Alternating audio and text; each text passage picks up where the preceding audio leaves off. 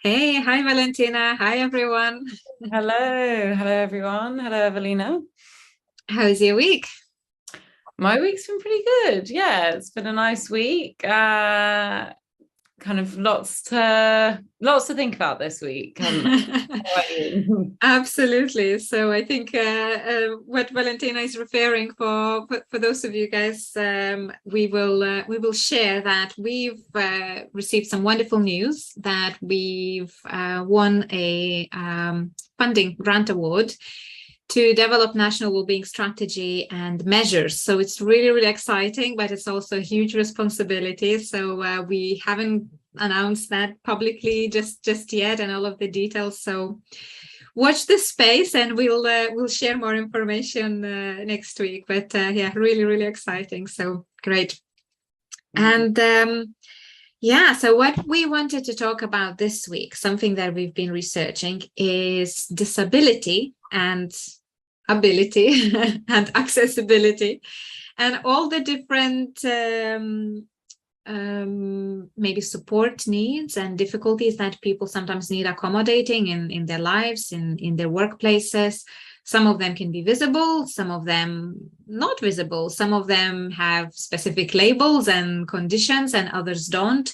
And we were discussing how can we make sure that we by everything that we do in businesses, we include every person with their unique needs and their own unique abilities without actually stigmatizing and assigning those labels and making assumptions about, if somebody says that I have this specific disability or a condition, that it's already loaded with assumptions of what we think that means. So yeah, Valentina, what you were able to look into on this topic, and what are your thoughts on that?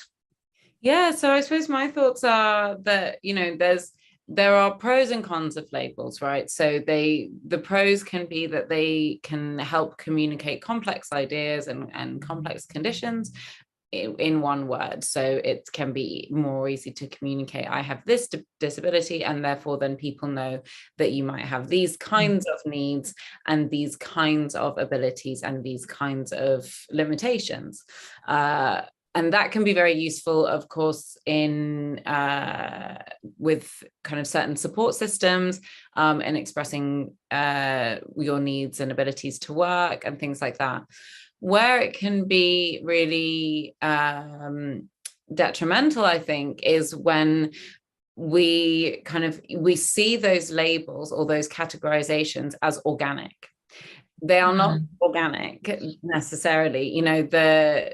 Obviously what's happening neurologically or physiologically for somebody is organic, but the label itself and that categorization isn't. So it's a social construct probably, right? Or kind of loaded with all of these assumptions. Yeah, exactly. And so it's important to, when you're working with or for anyone with a disability or additional needs, you don't see them as their label, but you actually just look to the person, because someone with a particular disability, or two people with the same disability, their needs will express differently and their abilities will express differently to each other. And by assuming what somebody's needs or limitations are, we disempower them because we don't allow them the opportunity to actually do those things themselves when they may well be able to, or they may well be able to develop a capacity to do them.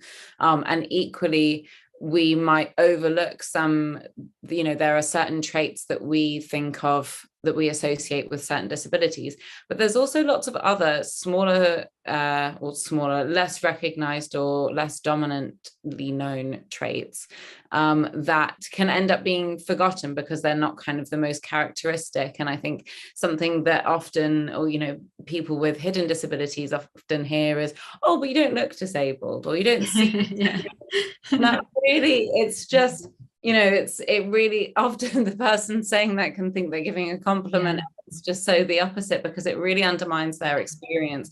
There's so much that's going on that's personal to them that we cannot judge from the outside, and we cannot judge from a label. So really stepping back and actually asking somebody and investigating with them, exploring with them, what kinds of supports do you need, what abilities do you have, or what limitations do you have, and then really trying to, when we're thinking about evaluation or questions or assessments, with those, when we're designing them, we really want to make sure that we are, rather than creating separate methods for separate identities or abilities, that we're actually removing the barriers and making the original, the primary assessment mode or assessment method as accessible as possible without it's interesting as well that you're mentioning kind of, there's such a common thing that, somebody says, oh, you don't look disabled, or you don't look X, whatever label that person would have, right? Autistic, ADHD, whatever. Some of those as well are not always, that clear and visible, but also it can be other way around, right? Because sometimes we can see someone with very obvious disability, whatever, somebody has missing arms or legs, and we suddenly make assumptions about that person's ability to do things. But you can see those amazing examples where, let's say a person with no arms can, plait her daughter's hair with her legs and paint and drive and do all of those things with their legs, and they learn how to adapt, right? So it, even those things that person is able to do, questions our assumptions about what does that disability means, because missing arm will mean very different things to one person to another, right? Based on how well they were able to adapt and how well they are able to utilize their body or some other abilities to compensate for let's say a missing limb and so on. So it's also very important kind of other way around, right? Like, so there are some invisible things that we need to consider, but also other way around, when it's very visible, that we don't make those assumptions about what that person can or cannot do, because that will be very individual, and that questions the whole definition of disability, I think. What is it, right? Do you need to really have a label and specific kind of medically recognized condition for you to be able to class as having some sort of difficulty?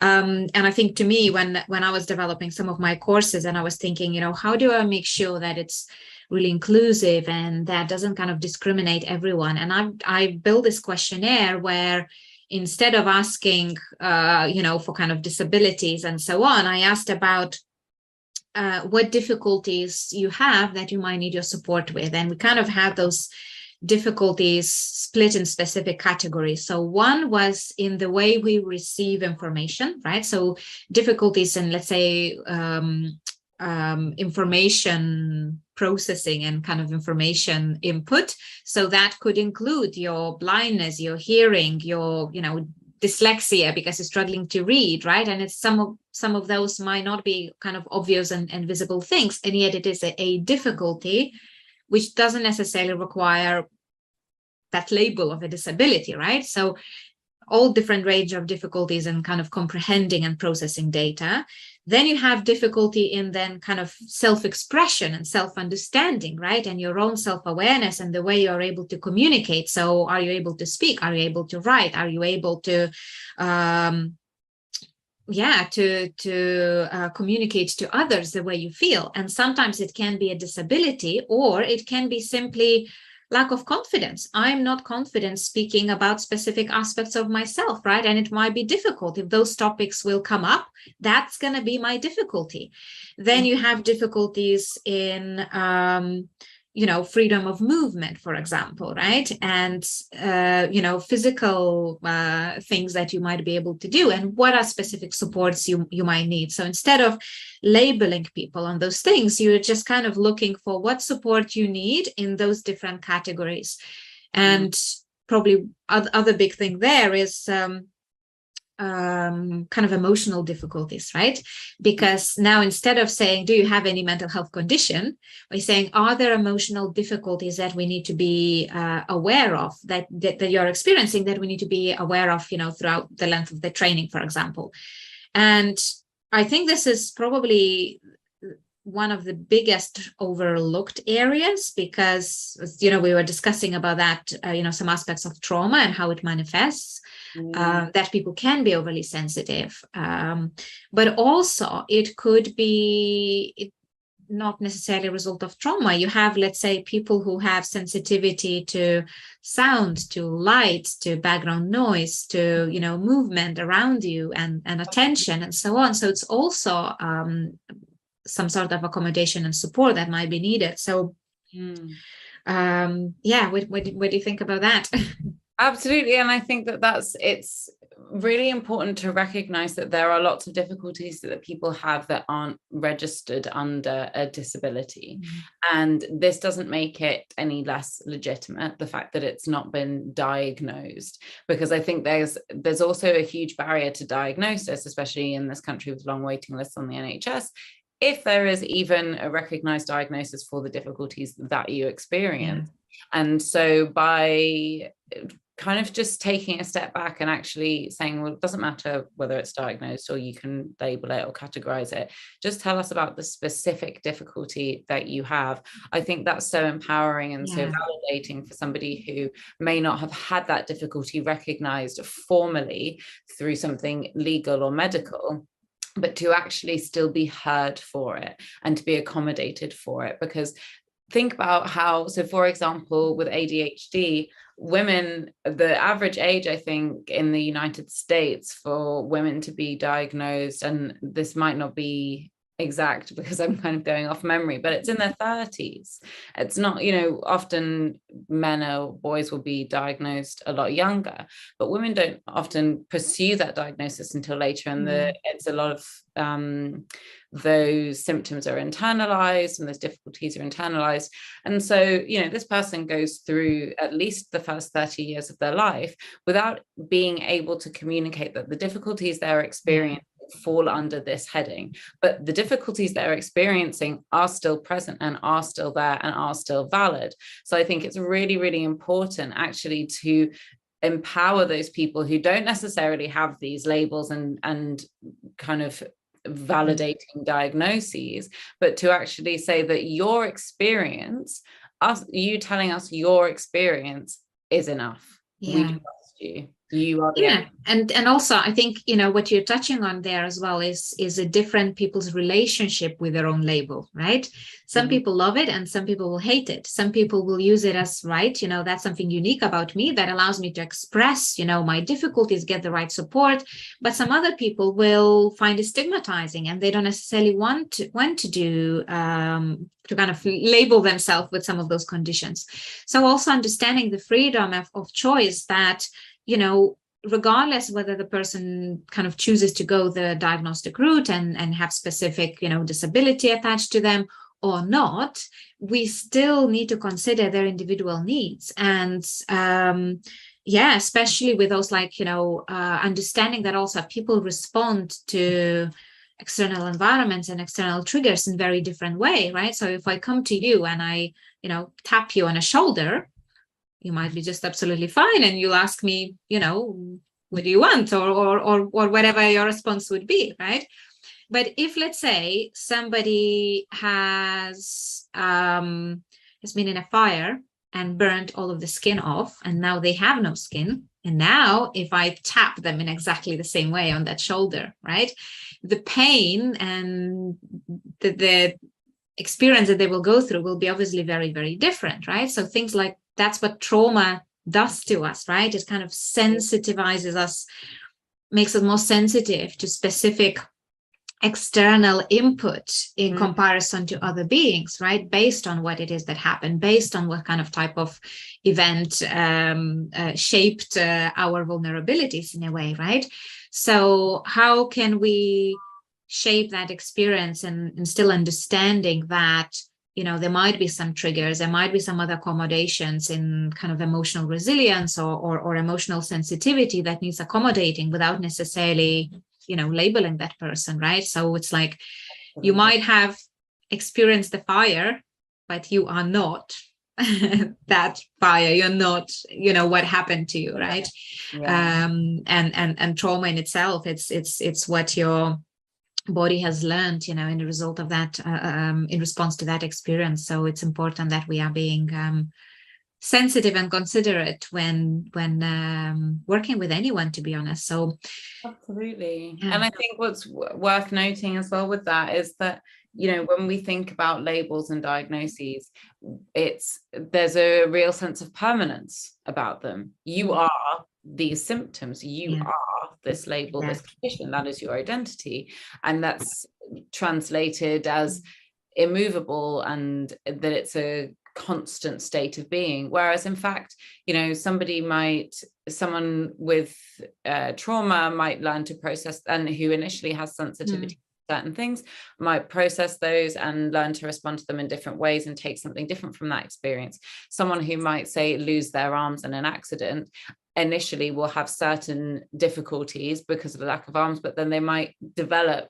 the ability to use the rest of their body in ways that can accommodate for that. And those capabilities and those limitations are malleable and changeable.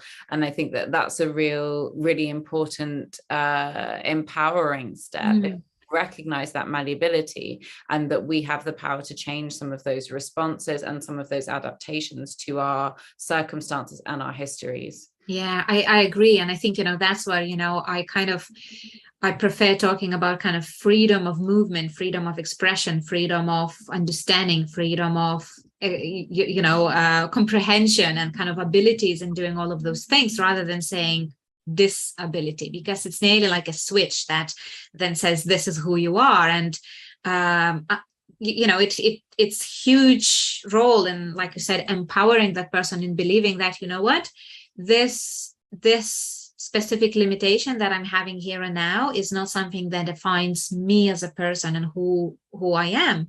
And I can potentially change that. It can be just one small part of who I am, and it will shape my identity, but it's not necessarily the identity, right? So I think the biggest problems occur where people start identifying themselves with a specific label as this is who I am, right? And that's it, because it just in our way of thinking and mind, it just becomes this structure that is very difficult to change, and it's not flexible. And it doesn't necessarily even have to be, related to disabilities or mental health conditions, right? People attach themselves to all sorts of different roles. Let's say I'm saying I am a mother, right? And if this is all that I know myself for, and this is the only part that I'm identifying myself with, what happens when your kids grow up and leave home, right? Exactly.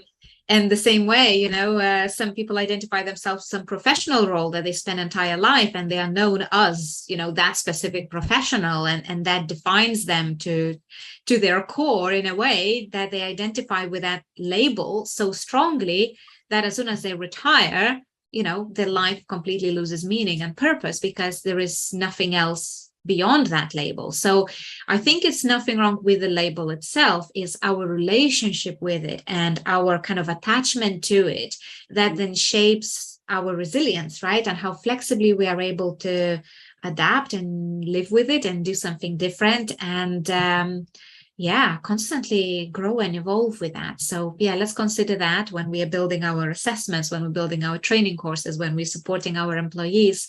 How can we do that? How can we enable person to use their own limitations as kind of self-awareness tool to say, oh, that's part of you, but you don't have to be defined by that. And what kind of support do you need so you can grow with that and develop and become a better being in a way as a result of that. Absolutely.